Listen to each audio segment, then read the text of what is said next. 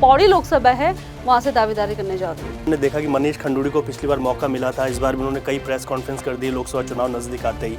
आजकल वहाँ दिखाई भी देते हैं, वो कहते हैं मैं पौड़ी की बात करता हूँ। लगता है कि जो अंकिता के लिए उस आवाज़ को उठाने की आपने कोशिश की थी, वो मैसेज पहुँच पाया है? जरूर बोलना चाहती हूँ कि जो हम लोगों ने बालों का मुंडन करा था, वो हम लोगों ने अंकिता के लिए एक लड़ाई लड़ी और रिजेक्ट हुई। कहीं ना कहीं वो एक प्रेशर है कि सरकार तो अंधी बहरी गूंगी सब हो चुकी है, उसको ना कुछ सुनाई दे रहा है ना कुछ दिखाई दे रहा है।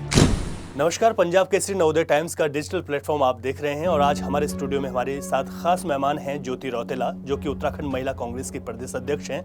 ज्योति जी, आपका बहुत बहुत स्वागत है हमारे स्टूडियो में। और धन्यवाद।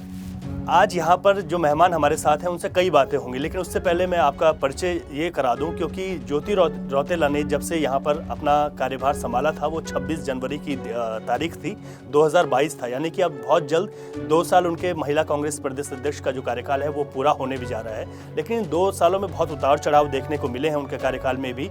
इसमें कई चीज़ें बहुत खास रही हैं, क्योंकि जिस तरीके से हाथी बड़कला में जब एक आंदोलन चल रहा था अंकिता भंडारी के न्याय को लेकर, तो उस वक्त ज्योति रौतेला और उनकी जो तमाम वहाँ पर जो टीम थी उन्होंने सिर मुंडवाया था। तो किसी भी महिला के लिए सिर मुंडवाना अपने आप में एक बहुत बड़ी बात होती है, क्योंकि बाल उनके श्रृंगार होते हैं, ये तमाम चीज़ें हैं। खैर, बातों की शुरुआत करते हैं। ज्योति जी, आपका स्वागत के साथ मैं शुरुआत इस बात से करूँगा, क्योंकि 2 साल पूरे होने वाले हैं कार्यकाल को। किस तरीके से पूरा इन 2 सालों में आप उतार चढ़ाव देखती हैं? देखिए, कोई भी काम जब हम लोग शुरू करते हैं तो वो बहुत आसान टास्क नहीं है। और मुझे जब 2 साल पहले उत्तराखंड महिला कांग्रेस का अध्यक्ष बनाया गया था, तो उस समय कांग्रेस हम लोग इलेक्शन में थे, इलेक्शन लड़ रही थी, लेकिन उसके बाद हमारी सरकार नहीं बन पाई। और सरकार नहीं बनने की वजह से जो एक माहौल चेंज होता है, वो जो चैलेंजेस हमारे सामने आते हैं, लोगों को अपने साथ जोड़ना, काम करवाना, और उस वक्त वर्कर बहुत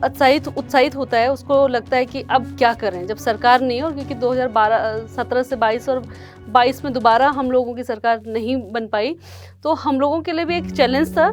लेकिन मेरे जो महिला कांग्रेस की जो टीम है, जो बहनें हैं, उन्होंने जिस मजबूती से मेरा साथ दिया, जिस मजबूती से उन्होंने मुझे मेरा मॉरल हाई किया और बोला कि आप बताइए कैसे काम करना है, जिस तरीके से उन्होंने मेरे साथ कंधे से कंधा मिलाकर काम किया, उसकी वजह से आज हम महिला कांग्रेस को उत्तराखंड में वापस एक अच्छी बड़ी टीम के तौर पर खड़ा कर पाए हैं। जो गांव-गांव मैंने देखा कि आपके दौरे रहे, और मुझे लगता है कि कांग्रेस में इस तरीके के दौरे मैंने पहली बार देखे कि कोई प्रदेश अध्यक्ष बनती है। वो गांव के पिथौरागढ़ ज़िले भी जाती हैं, उत्तरकाशी भी जाती हैं, पौड़ी, टिहरी, जहां हो सका वहां जाती हैं। क्या आपको लगता है कि आप मजबूत कर पाई हैं महिला अपने संगठन को, महिलाओं को जोड़ने में आप कामयाब हो पाई हैं? देखिए, बिल्कुल। हमारा आज अगर आप संगठन देखोगे, आज ही हमारी प्रदेश कार्यकारिणी की बैठक थी, और आज पिथौरागढ़ की जो जिलाध्यक्ष है, अगर वो देहरादून में आ रही है, धारचूला की जिलाध्यक्ष बागेश्वर, अल्मोड़ा, उत्तरकाशी और पुरोला की जिलाध्यक्ष हैं, अगर आज देहरादून में आ रही हैं बैठकों के लिए, तो कहीं ना कहीं मेरा उस जिले में पहुंचना, उस जिले में पहुंच के उनके द्वारा जो महिला सम्मेलन कराए गए, कहीं ना कहीं उससे महिलाओं को जो मॉरल हाई हुआ, और उनको लगा कि हमारी जब प्रदेश अध्यक्ष हमारे जिले में आ सकती है, तो हमको भी उसके लिए बढ़ चढ़ के काम करना है। और वो दौरे लोगों के बीच एक मैसेज था कि एक प्रदेश की जो महिला कांग्रेस के अध्यक्ष हैं, जो प्रदेश के जिला अध्यक्ष हैं, जो ब्लॉक हैं, हमारे जिस तरीके से काम करें, जिस तरीके से सम्मेलन कर रहे थे, महिलाओं की बात कर रहे थे, युवाओं की बात कर रहे थे, वो लोगों के पास एक मैसेज गया कि जब एक महिला हमारे युवाओं के लिए बात कर सकती है, हमारी महिलाओं के साथ के लिए बात कर सकती, तो हम क्यों नहीं कर सकते। अभी लोकसभा चुनाव हैं, और लोकसभा चुनाव से पहले हमने देखा कि भाजपा ने तो पूरा राममय कर दिया है, चाहे पूरा देश हो या उत्तराखंड हो। भाजपा के पास राम मंदिर का एक बड़ा मुद्दा है। आपको लगता है कांग्रेस के पास कुछ ऐसा हथियार है जो कि बहुत मजबूत है लोकसभा चुनाव में? देखिए, मुझे तो बड़ा अफसोस से बोलना पड़ेगा कि इस देश में अगर भगवान को चुनाव का मुद्दा बना रहे हैं, तो हम कहाँ जा रहे हैं। क्योंकि चुनाव के जो मुद्दे होने चाहिए थे कि हमने अपने बच्चों के लिए रोजगार कितने पैदा करे, हमने स्कूल में टीचर कितने लगाए, हमने हॉस्पिटल में डॉक्टर्स कितने नियुक्त करे हुए, हमारे हॉस्पिटल कितने बने हैं बच्चों के लिए, हमने यूनिवर्सिटी कितनी तैयार करी। भगवान तो हम सबके हैं, भगवान तो बीजेपी के थोड़ा है। भगवान हर आम आदमी जो भगवान पे विश्वास करता है, जो ईश्वर पे विश्वास करता है, भगवान राम उन सबके हैं। लेकिन भगवान राम को चुनावी मुद्दा बनाना और उसके तहत जो मंदिर पूरा नहीं बना हुआ उसका उसमें प्राण प्रतिष्ठा कराना, मुझे तो लगता है कि ये कहीं ना कहीं बीजेपी को, क्योंकि उन्होंने पिछले 9 साल में कोई भी काम हम लोगों के लिए, हमारे देश के लोगों के लिए, प्रदेश के लोगों के लिए नहीं करा, तो उनकी मजबूरी आज भगवान श्री राम के नाम पे वोट मांगना, जो कि मैं सरासर गलत मानती हूँ। लेकिन भाजपा तो कह रही है कि अगर कांग्रेस भी राम को मानती है तो उनको आना चाहिए, फिर आप लोग मना जो कर रहे हैं, क्या सिर्फ यही वजह है कि मंदिर अभी पूरा नहीं बना? देखिए, हमने तो एक बार भी ये नहीं बोला कि हम नहीं जाएंगे। हमने कांग्रेस पार्टी की लीडरशिप ने एक बार भी ये नहीं बोला कि हम नहीं जा रहे हैं। केवल ये बोला है कि जब हमारे घर में एक मूर्ति खंडित होती है तो हम उसको प्रभावित कर देते हैं, उसे घर में खंडित मूर्ति को भी नहीं रखते।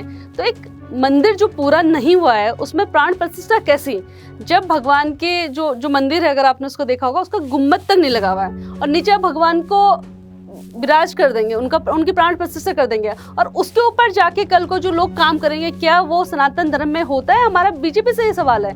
तो बीजेपी क्योंकि चुनाव में जाना चाहती है और उनके पास कोई मुद्दे नहीं, उन्होंने कोई काम ऐसे नहीं करे जिससे वो चुनाव पे जा सके, तो उन्होंने भगवान श्री का नाम लिया।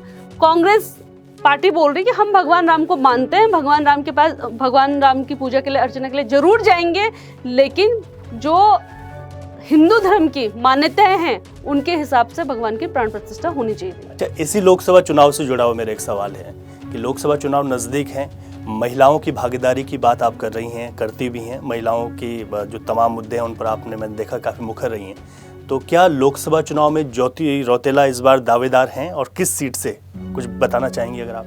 देखिए, मैं जो भी महिलाएं टिकट मांगेंगी मैं उन सबकी टिकट मांगूंगी, और उन जो भी मजबूत महिलाएं अगर दावेदारी करना चाहती हैं लोकसभा के चुनाव में, तो बीइंग महिला कांग्रेस की प्रेसिडेंट होने के नाते ये मेरी जिम्मेदारी बनती है, मेरा दायित्व बनता है कि मैं उनकी टिकटों की लड़ाई लड़ूं। और हमेशा कांग्रेस पार्टी महिलाओं के टिकट्स की, महिलाओं की भागीदारी के लिए हमेशा आगे रही हैं।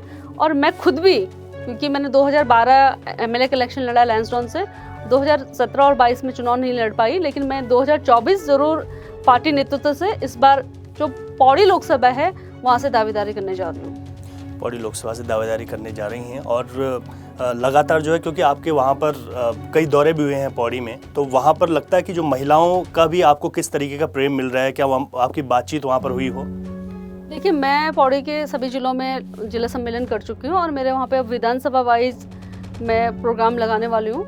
और मुझे लगता है कि क्योंकि मैं पहाड़ की एक बेटी हूँ, पहाड़ से निकली हुई हूँ, उसी क्षेत्र में पली बड़ी हूँ, वहीं से स्कूलिंग कॉलेज मेरा रहा है, तो पहाड़ के लोग जरूर चाहते हैं कि उनके बीच का आदमी, उनकी बेटी, उनके बीच की, उनके समाज की एक लड़की अगर आगे बढ़ेगी तो वो उनको जरूर साथ देंगे। और मेरे जब भी मैं सम्मेलनों में गई, ऐसे लोगों से मिलती रहती हूँ, तो मुझे जरूर बोलते हैं कि अगर आपकी पार्टी आपको मौका देती तो आपको चुनाव लड़ना चाहिए, हम सब लोग आपके साथ। लेकिन इस बार पौड़ी से तो हमने देखा कि मनीष खंडूड़ी को पिछली बार मौका मिला था, इस बार भी उन्होंने कई प्रेस कॉन्फ्रेंस कर दी लोकसभा चुनाव नजदीक आते ही, आजकल वहाँ दिखाई भी देते हैं, वो कहते हैं मैं पौड़ी की बात करता हूँ। देखिए, अगर मनीष खंडूड़ी जी को टिकट मिलता है और वो चुनाव लड़ना चाहते हैं, पार्टी नेतृत्व तो उनको चुनाव लड़ाएगा, उनको टिकट देगा, तो मैं उनको चुनाव लड़वाऊंगी।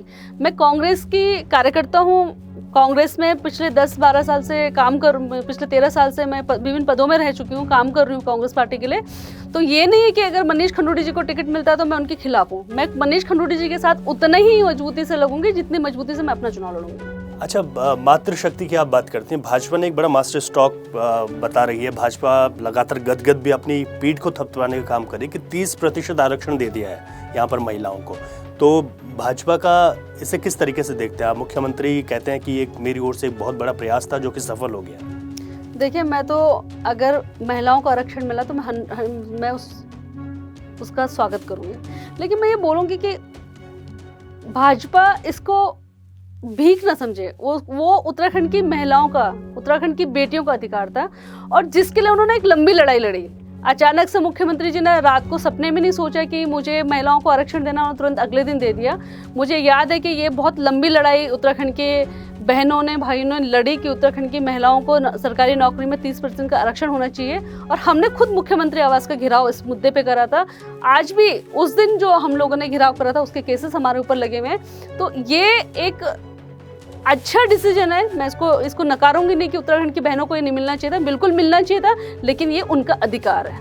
मैंने इस कार्यक्रम की शुरुआत की थी कि जो सिर मुंडवाए था आपने, अपने जो महिला और जो कार्यकर्ती थी उस वक्त कांग्रेस की, जो आपके साथ थे, और ये ऐसा इतिहास में पहली बार भी हुआ था, पूरे देश में इस बात को कहा गया था कि जो गहना जो श्रृंगार होता है उस बाल मुंडवा दिए गए, और ऐसा कोई आसानी से नहीं करता है। उस वक्त हमने देखा था कि आप भावुक भी थी। तो आपको लगता है कि जो अंकिता के लिए उस आवाज़ को उठाने की आपने कोशिश की थी, वो मैसेज पहुँच पाया है?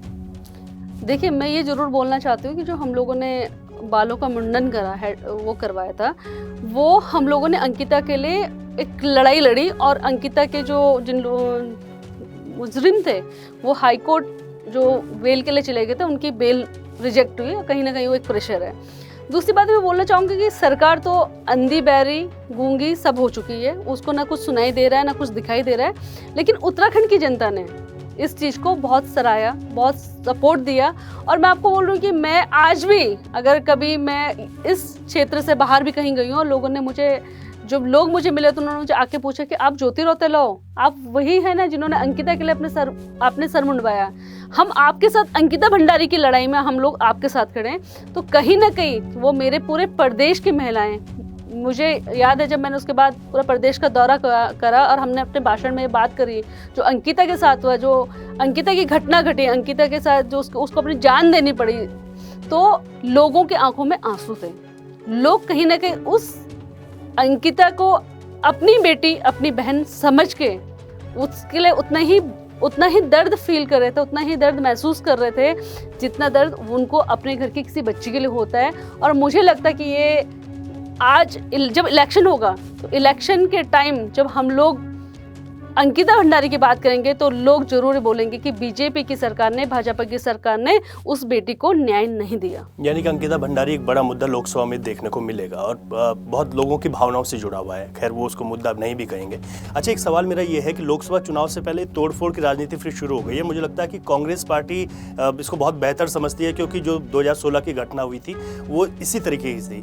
अभी आपके जो तमाम लोग थे जो छोड़कर आम आदमी पार्टी में चले गए, और अब जो है मकर संक्रांति के दिन वो भाजपा में शामिल हो गए हैं, और राम के जय जयकार जो है वो लगाते वहाँ पर दिखाई दिए हैं। ये तोड़फोड़ की जो राजनीति है, इसे किस तरीके से आप देखते हैं? क्योंकि भाजपा तो लगातार कह रही है कि हम मजबूत हो रहे हैं, और वहाँ तो जगह ही नहीं मिल रही है, लोग सब जा रहे हैं। मेरे को तो भाजपा की इसी बात पे कि हम मजबूत हो रहे हैं। अगर वो मजबूत हैं और उनको अपने आप पे इतना विश्वास है, तो वो दूसरे दलों के नेताओं को तोड़ के अपने दल में क्यों साबित करना चाहते हैं? यानी कि उनके लोगों के अंदर इतनी काबिलियत नहीं है कि वो चुनाव जिता सके, इसलिए दूसरे दलों से लोगों को तोड़ के अपने दल में शामिल करना चाहते हैं। दूसरी बात कि तोड़-फोड़ की राजनीति कभी भी ना देश के लिए, ना प्रदेश के लिए, ना क्षेत्र के लिए किसी भी तरीके से स्वास्थ्यवर्धक नहीं है। वो कहीं ना कहीं आपके एक लीडर को जब हम सपोर्ट करते हैं, एक व्यक्ति को हम जब नेता बनाते हैं और जिस दल में होता है उसको छोड़ के जाता है, तो उसकी छवि खराब होती है। और मेरे को लगता है कि भाजपा, चाहे वो केंद्र में करी है, चाहे वो हर राज्यों में करी है, वो तोड़फोड़ करके शामिल तो जरूर करवा रही है, लेकिन आज अगर आप भाजपा के लीडर्स देखोगे तो उसमें नेता सिर्फ वही लोग हैं जो कांग्रेस से गए।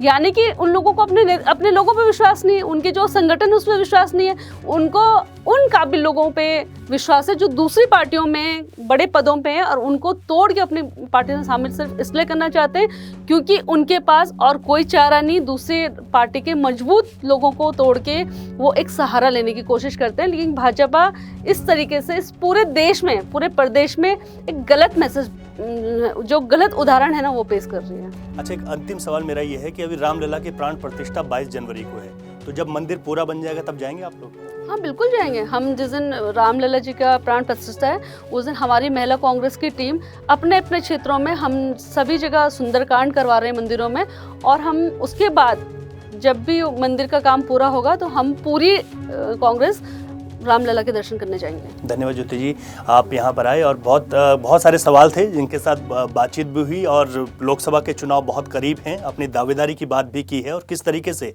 इन 2 सालों में जो महिला कांग्रेस है खासतौर पर, उसको मजबूत बनाने के लिए जो पहल थी, उन तमाम विषयों पर बातचीत के लिए आपका बहुत बहुत शुक्रिया। तो देखते रहिए नवोदय टाइम्स और पंजाब केसरी। फिलहाल इजाज़त दीजिए, नमस्कार।